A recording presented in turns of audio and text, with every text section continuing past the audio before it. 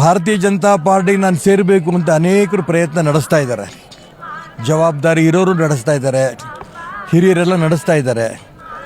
ನೋಡೋಣ, ನಾನು ಅನೇಕ ಅಂಶಗಳನ್ನು ಅವ್ರ ಗಮನಕ್ಕೆ ತಂದಿದ್ದೀನಿ.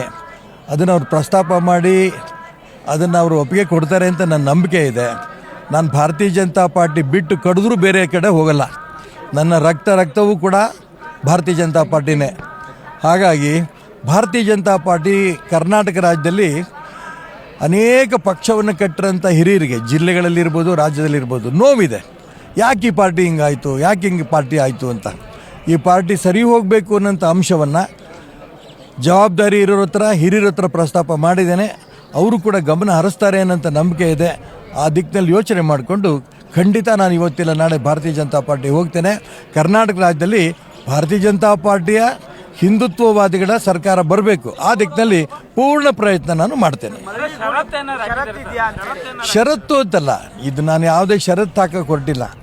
ಇದು ಏನು ಸಮಸ್ಯೆಗಳಿದೆ, ಗೊಂದಲಗಳಿದೆ, ಯಾವುದೇ ಜಿಲ್ಲೆಗೆ ಹೋದರೂ ಕೂಡ ಜಿಲ್ಲೆಯಲ್ಲಿ ಪಕ್ಷ ಕಟ್ಟಿರೋಂಥ ಕಾರ್ಯಕರ್ತರು ನೋವಿಂದ ಮನೆಯಲ್ಲಿದ್ದಾರೆ. ಸಂಘಟನೆ ಕಟ್ಟಬೇಕು ಅಂತ ಅವರೆಲ್ಲರಿಗೂ ಆರೈಸಿ ಕಟ್ಟಿರೋರು.